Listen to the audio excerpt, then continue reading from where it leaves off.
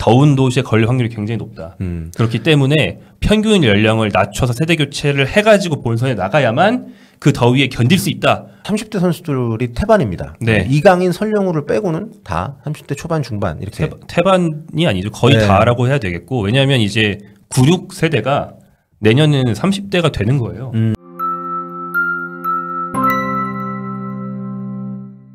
네, 안녕하세요. 폴리TV 서영입니다. 오늘은 이제 김정용 기자와 함께 저희가 생각하는 홍명보호의 좀 거시적인 문제라고 해야 될까요? 네. 진짜 문제. 매번 소집이 될 때마다, 매번 경기를 할 때마다 반복하는 얘기 말고 좀 더 걱정이 되는 측면에서 바라본 그런 문제점 좀 언급을 좀 해보겠습니다. 이 부분은 좀 이제 예선전 끝나가고 있기도 하고 아직 우리가 확정은 안 됐지만 지금이라도 좀 더 방향성을 잡고 확실하게 좀 대비를 해야 하고 할 수 있는 문제가 아닌가라는 생각이 좀 들기도 해서, 일단 이번 예선전의 좀 특징이라고 한다면 좀 역대급으로 쉬운 예선이라는 거죠. 네, 이걸 전제를 하고 들어가야 됩니다. 네. 기본적으로 월드컵 참가국 개수가 늘기 때문에 당연히 티켓이 늘어나고 갈수록 쉬워지는 거는 이제 당연한 거예요. 그렇죠. 근데 이제 지난번 대회보다 이번 대회에서 다시 한번 참가국 개수가 1.5배 늘어서 48개가 됐기 때문에 다행히 쉬워졌고요. 그래서 원래는 3차 예선, 네. 최종 예선이라고 부르는, 이제 저도 네. 최종 예선에 부르다가 요즘에 최종이라고 안 하고 그냥 3차로 합니다. 네. 최종이 아닐 수도 있겠죠. 4차가 좀 또 따로 있기 때문에. 네. 근데 이제 3차가 지난번 대회까지만 해도 6팀씩 2조, 12팀이었는데 이번 대회는 6팀씩 3조, 18팀이에요. 좀 산술적으로 봐도 뭐 더 약한 팀이 뭐 6개 들어왔다는 거 아니겠어요? 3차 예선에? 그렇다 보니까 훨씬 쉬워진 거죠. 그래서 3차 예선을 10경기 중에 8경기를 치른 지금 뭐 부진하다 어떻다 하지만 결국에는 지금 마지막 2경기에서 운이 좋으면 둘 다 져도 올라갈 수도 있고요.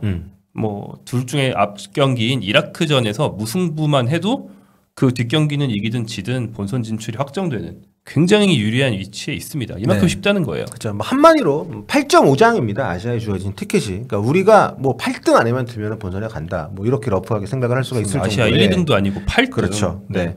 그리고 지금 우리 대표팀의 경기력이나 좀 많이 한숨을 쉬시는 분들도 정말 마음 깊은 곳에서 정말 우리가 월드컵 못 갈까봐 걱정하시는 분들이 많지는 않을 거라고 생각을 합니다. 네. 그만큼 어쨌든 쉬운 예선이다.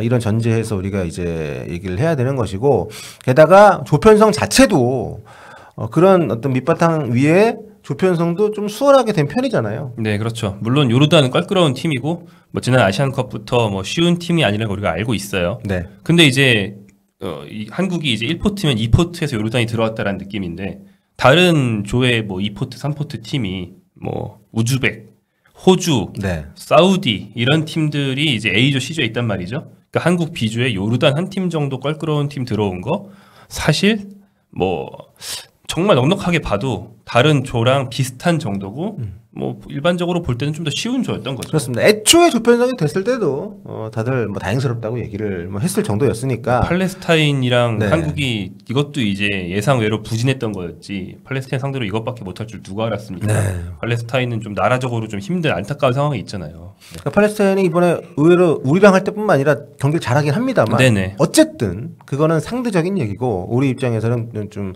수월한 조편성이었다. 그러니까 이 얘기를 저희가 이제 쭉 하는 이유는 이제 본론을 저희가 이제 털기 위해서인데. 네, 이제 시작되는 거죠. 그렇습니다.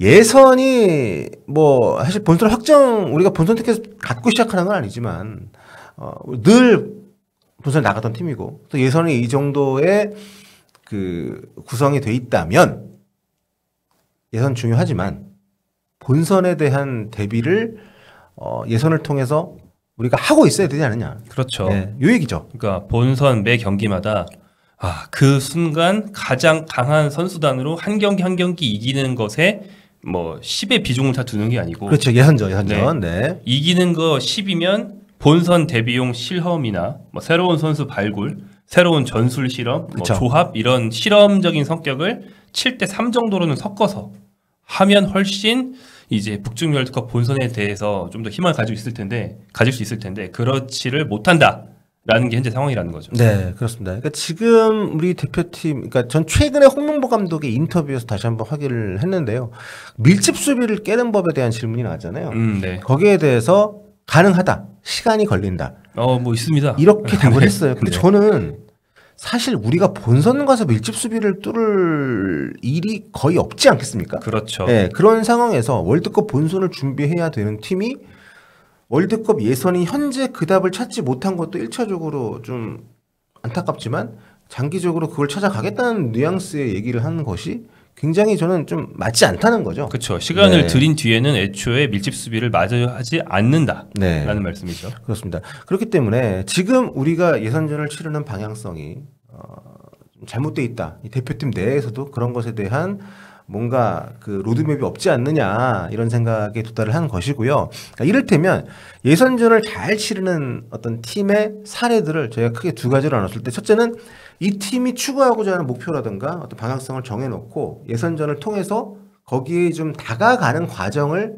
만들어가는 경기를 치를수록 조직적으로나 경기력적으로나 양상이 되는 게 보이는 팀입니다. 네, 그 팀의 전술 중에서는 뭐 사실 경기를 많이 한다고 해서 경기력이 안 올라오는 종류의 전술도 있어요. 네. 특히 수비 축구들이 그런데 그런 전술은 전술 도입한 뒤에 첫 경기 했을 때나 한 3-4달 훈련한 뒤나 경기력이 비슷해요.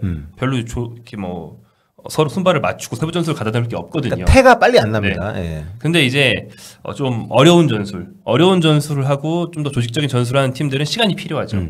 그게 이제 대표적인 게 벤투였던 거고. 그렇죠, 그렇죠. 그래서 이제 벤투를 선임한 뒤에 우리가 4년을 한번 맡겨보자, 길게 한번 줘보자라고 했던 이유였는데. 그렇죠. 그걸 못 기다리고 제가 중계 중에 도중에 성적 이러면 힘들다 이런 얘기해서. 근데 그때는 이제 네. 많이 그런 얘기가 많았죠. 그렇죠, 그렇죠. 팬들도 많이 하셨고, 그러니까 네.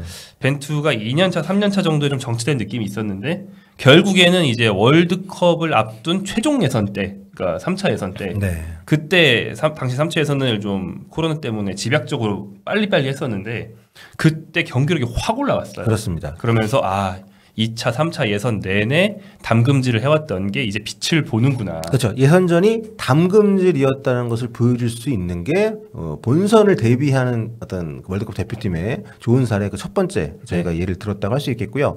두 번째로는 그거랑은 약간 궤가 다르지만 어쨌든 본선을 준비하는데 효과적으로 예선을 활용하는 과정. 네. 이를테면 이제 그 굉장한 어떤 실험, 대표팀의 세대 교체라든가 아니면 현실적으로 좀 개혁이 필요한 상황에서 좀 과감한 실험을 거듭하면서 본선에 우리가 어떤 좀 쓸 수 있는 틀을 찾기 위한 과정으로 만들어가는 그런 어떤 팀이라고 할 수 있죠. 그렇죠. 다시 그게 바로 네. 예. 그게 바로 이제 뭐 스콜라리 시절 브라질을 얘기할 수 있는데 2002년? 네, 2002년. 네.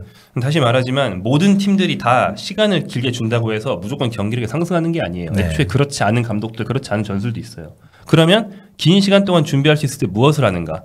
새로운 카드를 실험하고 뭐 새로운 조합을 실험할 수 있단 말이죠. 이제 스콜라리 감독이 한일 월드컵에서 우승을 이끈 거는 많이 알고 계실 텐데 우승으로 가는 과정이 엄청 험난했어요. 말이 많았습니다. 네. 네. 당시 브라질 자체가 월드컵 1년 앞두고 스콜라리를 급히 감독 교체로 선임했거든요. 근데 그게 되게 부진해서 그랬던 거고 월드컵 예선 탈락 위기였습니다. 브라질 그런 적이 거의 없잖아요. 근데 스콜라리 감독이 부임한 뒤에 그럼 예선 통과에 급급해가지고 있는 자원을 다 끌어 썼는가? 그렇게 안 했어요. 오히려 논란을 자초할 정도로 기존의 슈퍼스타인 호마리우를 당장 내쳤습니다. 그래서 호마리우 본인이 울고 정치계에서 호마리우 복귀시키라고 공개 인터뷰하고 안명 듣고 막 그랬어요. 네. 근데 그걸 다 탱킹 견뎌내면서 네. 호마리우 안 뽑는다. 이렇게 하면서 막 예선 경기 보면은 뭐 이를테면 부임한 지 얼마 안 된 2001년 11월에 A매치 예선 2연전을 하잖아요. 네. 월드컵 예선 2연전. 이 경기 선발 멤버가 5명이 바뀌었어요. 그러면서 예선 내내 실험을 계속했고 스콜라리 부임 이후에도 진 경기가 있었거든요. 근데 그렇게 턱걸이 통과를 했지만 가능한 카드를 다 시험을 해보고 나서 월드컵 본선에 쓸 조합을 맞춰온 거죠. 네, 그래서 그때 한일 월드컵에 나온 브라질 보면은 평소 브라질이랑 굉장히 달랐죠. 막 3백 쓰고 뭐 호나우지뉴는 원래 있던 선수긴 하지만 호나우지뉴, 히바우두, 호나우두를 어떻게 조합할지를 막 고민해 왔잖아요. 그 과정이었습니다. 네. 그러니까 이게 우리 지금 현재 우리하고는 시차가 좀 있지만 좀 약간 참고를 할 필요가 있는 것이 뭐냐면 변화가 필요한 팀이고 지금 우리 대표팀이 저는 아직까지도 적응을 못한 것 중에 하나가 우리가 유럽파들이 주축이 된 지가 굉장히 오래됐잖아요. 네. 그러니까 모여서 하는 훈련의 의미가 상당히 다릅니다.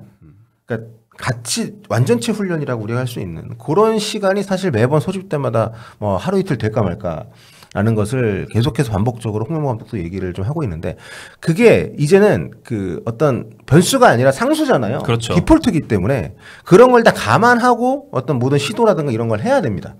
근데 그러한 것에 아직 감독이 그런 본인 선수 생활을 그렇게 해오지 않았었고 그런 팀을 이렇게 좀 꾸려온 경험이 많지 않다 보니까 저는 좀 그것도 영향이 좀 있는 것이 아닌가라는 생각이 들 정도로 우리가 뭔가 새로운 거에 대한 시도라든가 선수 구성의 변화라든가 이런 거에 굉장히 좀 그 폭이 좁고 좀 조심스러운 운용을 좀 하고 있다는 생각이 들어서 뒤에 좀 얘기해 드리겠습니다. 전체적으로 우리 대표팀 연령대가 높아지는 와중에 굉장히 어떤 좀 개혁적인 모습이라든가 아니면 새로운 시도가 좀 너무 좀 소폭으로 진행이 되고 있다는 게 월드컵 본선을 준비하는 팀의 입장에서는 좀 차이가 있다는 생각이 들어서 지금 말씀하시는 거 듣고 좀 생각을 해봤고요.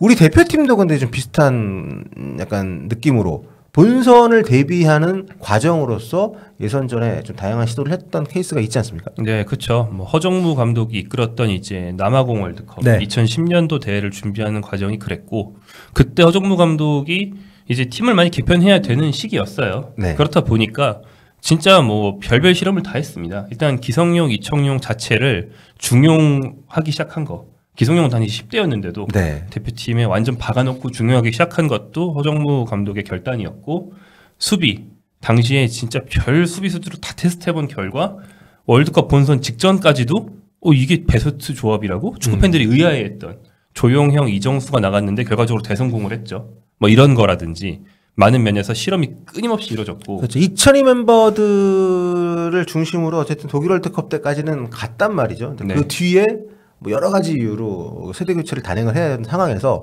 예선전을 그걸로 활용을 좀 적극적으로 했다고 할 수 있는 그 임기였던 것 같아요. 그때 그렇죠. 확실히. 2002 월드컵이랑 시차가 8년이니까 뭐 엄청 많진 않단 말이에요. 근데 2002 월드컵 멤버 중에서 남아공 월드컵 때 완전 주축으로 뛴 선수 뭐 박지성, 이영표 몇 명 안 되거든요. 네, 세대 교체를 많이 했죠. 네. 그런 어떤 과정들. 그러니까 여기서 다시 저희가 말씀드리고 싶은 건 뭐냐면 그런 사례들을 우리가 오롯이 다 베껴야 되는 이게 아니라 기본적인 마인드가 우리는 어쨌든 뭐 지금 쉽지 않은 시기에 있긴 하지만 어쨌든 본선에 나가는 팀 나가려고 준비를 하는 거잖아요. 그러면 예선전이 우리가 주어진 여건 선수들 소집도 쉽지 않고 결국 감독이 이 대표팀 선수들을 데리고 함께 훈련하고 뭔가 좀 구상을 할 수 있는 것은 대표팀 소집 기간밖에 없기 때문에 예선전을 그런 과정으로서도 생각을 할 수 있어야 된다. 그럼요. 예. 그런 얘기를 저희가 이제 하고 있는 것이고요. 하지만 지금 우리 대표팀 같은 경우는 그런 부분에서 상당히 좀 취약하고 매 경기 정말 그 벼락치기로 그 어떻게 보면 우리보다 약체들이지만 그 팀들을 어떻게 하면 승점을 우리가 최대한 따낼 수 있을까 여기에 지금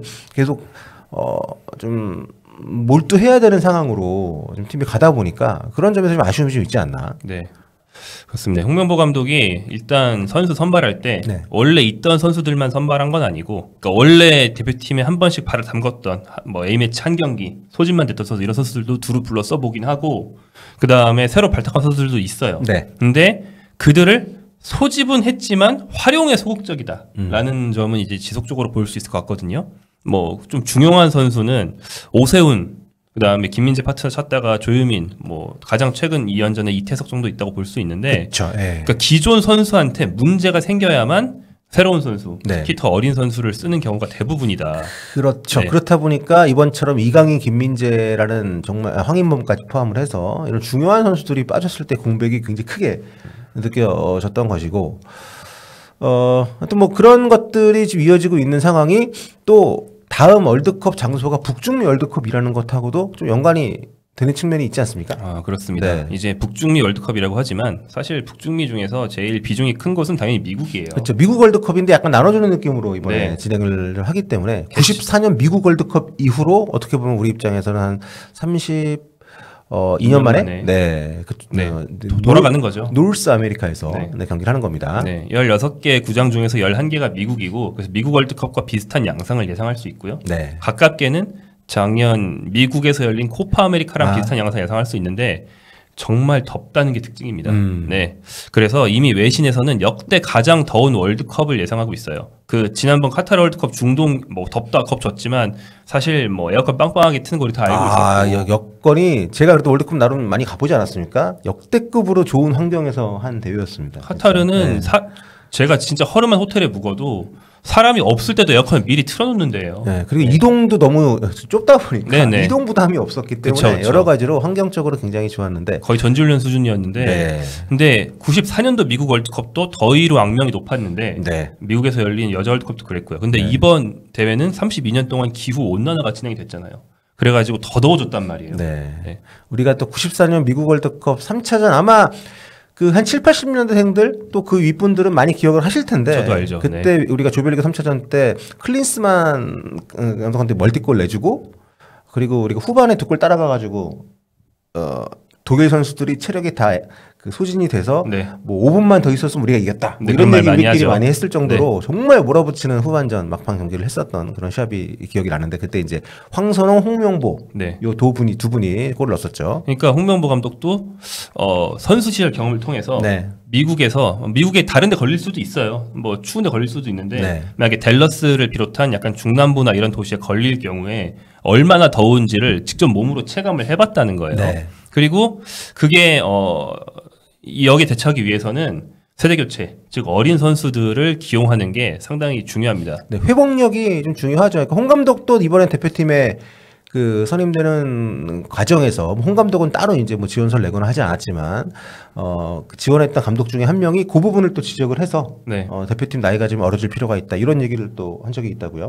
그 외국인 감독들이 막 포트폴리오도 막 두껍게 내고 한국 대표팀 발전 방향 이런 거 막 제출했는데 이제 대한축구협회가 다 치고 홍명보 감독으로 가서 우리가 한동안 논란을 많이 이제 겪었잖아요. 그렇죠. 결국에는 이제 그 절차상의 공정성 때문에 지금까지도 협회가 그 홍명보 감독의 등에 엄청난 짐을 지고 가는 거고. 근데 그 한국을 맡지도 않았는데 한국을 맡으면 이렇게 하겠다라고 그들이 냈던 그 제안서 중에서 그런 내용이 있었어요. 제가 이제 당시에 그 일 봤던 분들한테 들은 이 정도까지 준비해 왔더라 라는 얘기 중에 대표적인 것 중에 하나인데 북중미 월드컵이 열리는 곳은 뭐 물론 개최지 도시 중에서 이제 재복귀를 하는 거지만 더운 도시에 걸릴 확률이 굉장히 높다. 그렇기 때문에 평균 연령을 낮춰서 세대 교체를 해가지고 본선에 나가야만 그 더위에 견딜 수 있다라고 이미 계획을 세워놓고 저 한국에 좀 뽑아주세요라고 했던 감독이 있었어요. 그렇습니다. 아무튼 뭐 그 94년 월드컵을 돌아보면 그때 우리가 막판에 엄청 몰아쳤는데 실질적으로 뭐 김종현 기자가 조사해온 거 보니까 두 팀의 평균 연령이 그러니까 우리가 교체가 이루어진 이후에 그러니까 후반전 우리가 한 3살 넘게 어렸네요.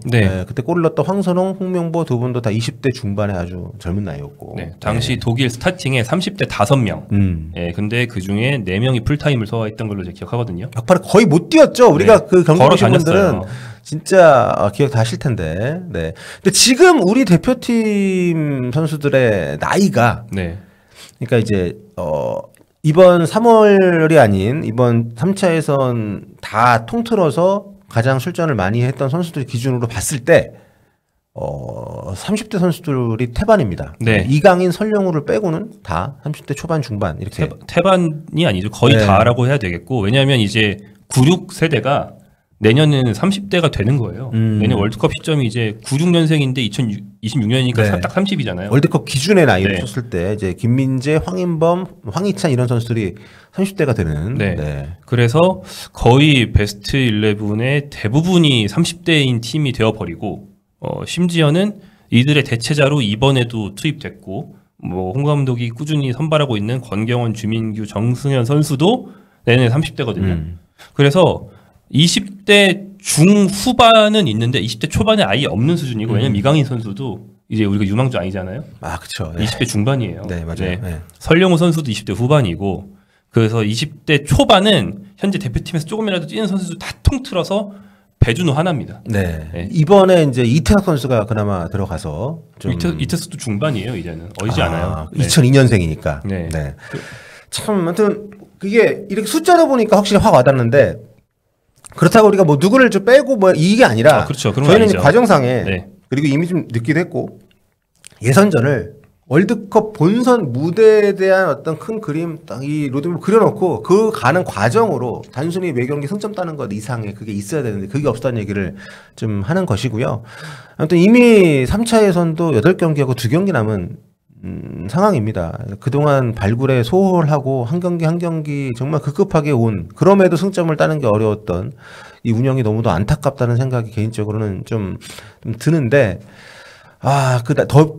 덥지만 아까 잠깐 말씀드린 것처럼 땅덩이도 크고 이동거리도 많고 해가지고 회복력이 참 중요한 대회가 될 것 같아서 또 그 시즌 다 끝나고 수집이 돼가지고 또 가는 거 아닙니까? 유럽파 위주니까 우리가 또 그렇게 됐고 그리고 만약에 멕시코 쪽 걸리면 고지될 수도 있습니다. 이거를 뭐 지금이라도 뭐 대표팀이 잘 대비를 하고 준비를 하고 있겠지라고 생각을 뭐 하고 싶지만 실제로 그렇지 않아서 어떻게 하면 좋을까 이게 참 우리 어쨌든 지금 뭐 손흥민 선수라든가 뭐 이번 경기도 뭐 이재성 뭐 황인범 이런 선수 중원에 정말 많이 띄워주면서 역할을 해줬는데 월드컵 본선에도 그런 거를 참 해줘야 되는데 좀 걱정이 됩니다. 이게 아르헨티나 사례를 저희 방송 들어오기 전에 얘기를 하셨는데 2022 그 카타르 월드컵 때 메시를 위한 사실 어떻게 보면 그 저희가 농담으로 대포리오 메시 뭐 수호 무사였고 막 이렇게 얘기를 했잖아요. 뭐 메시 호위 무사들, 뭐 메시 해적단 이런 얘기들 많이 하는데 그 큰 얼개는 그런 거예요. 이 아르헨티나라는 팀은 한국에 없는 굉장히 노장인 메시라는 선수를 계속 살려서 쓰고 있잖아요. 그러기 위해서 메시 주위에는 진짜 많이 뛰는. 뭐 그 중에는 20대 중후반도 있긴 합니다만 아무튼 특성상 많이 뛰는 선수를 메시 주위에 쫙 깔아놓습니다. 뭐 데폴 최전방에는 뭐 보통 이제 라우타로 또 측면에 뭐 요즘엔 많이 못 뛰지만 뭐 니코를 쓴다든지 뭐 풀백도 최대 활동량 많은 선수 이런 식으로 메시 주변에 진짜 많이 뛴 선수를 깔아놔서 메시는 좀 덜 뛸 수 있게. 그리고 지난 대회 때도 본선 가서까지도 그 스트라이커 파트너를 계속 변화를 줬죠. 메시에 최적화된 선수를 하려고. 그리고 선수가 엄청 어린 건 아니지만 선수 풀을 엄청 많이 놓고 대회 중에 교체를 진짜 많이 해요. 선발 멤버 계속 바꾸고 해서 체력 부담을 분산시키는 게 이 스칼로니 감독의 기본적인 대회 운영이거든요. 그러니까 한국도 뭐 연령대를 낮추는 것도 좋고 그 다음에 물론 한국은 메이저 대회 가서 뭐 7, 8경기 한 팀 아니지만 이번 대회부터는 한국도 목표 달성하려면 한 경기를 더 해야 돼요. 왜냐하면 조별리그 통과하면 32강입니다. 16강이 아니에요. 근데 홍 감독이 본인 목표가 조별리그 통과라고 안 하고 18강이라고 했잖아요. 그러면은 기존에는 3경기만 이겨도 목표 달성인데 이제는 5경기입니다. 이렇게 됐거든요. 참 대비를 좀 해야 되는 상황에서 이번에도 보면 근데 확실히 우리가 많이 뛰는 포지션에 있는 선수들의 나이가 다 좀 많기 때문에 이재성, 뭐 손흥민, 뭐 황인범 이런 선수들이 1년 한 지금 3개월 뒤에도 이렇게 뛸 수 있을지를 우리가 기대하면서 팀을 꾸려 나가는 게 아니라면 그러니까 지금 말씀하신 전원이 3, 4일 간격, 4, 5일 간격으로 5경기 풀타임을 뛸 거냐 이거예요. 그 최소한 어쩌다 한 경기 혹은 뭐 후반 교체 이런 걸로 체력을 막 안배해 줄 수 있는 혹은 뭐 충분한 경쟁자가 돼서 아예 이제 프레시한 기운을 불어넣어 줄 수 있는 선수를 발굴하는 작업이 예선 내내 있었어야 되는데 벌써 그걸 안 하고 8경기를 보냈다 이거죠. 여러분 2002 월드컵 기준으로요. 지금 손흥민, 이재성 선수가 당시 황선홍, 홍명보 선수 나이입니다. 그러니까 정말 이게 우리가 워낙 잘하고 있고 속팀에서도 대단한 선수들이니까 우리가 잘 못 느끼지만 월드컵 본선에 대해서는 충분히 대비를 좀 했어야 되는데 그러지 못한 채로 예선전을 치러왔다는 게 좀 너무 아쉽다는 이를 깔아놓고 지금이라도 좀 대비를 적극적으로 해야 된다. 과감하게 9차전, 10차전, 6월 소집. 6월에 그러니까 물론 탈락 가능성이 조금이라도 있다는 게 불안하지만 아까 말씀드린 것처럼 그래서 6월 소집 100적간돼 있느냐 아니거든요. 그래서 너무 이제 소극적으로 오늘만 산다 이게 아니고 우리의 목표는 내년 여름이다. 그렇게 생각하고 운영해야 된다는 거죠. 아무튼 뭐 좀 여러 가지로 대표팀을 향한 비판의 시선이 다양하지만 약간 다른 시점에서 오늘 거국적으로 하십시오. 감독 거치도 중요하지만 어제 월드컵 나가서 본선 나가는 게 중요한 팀이 아니잖아요. 나가서 어떻게 하느냐가 중요한 팀인데 아무튼 좀 똑바로 해봅시다 우리.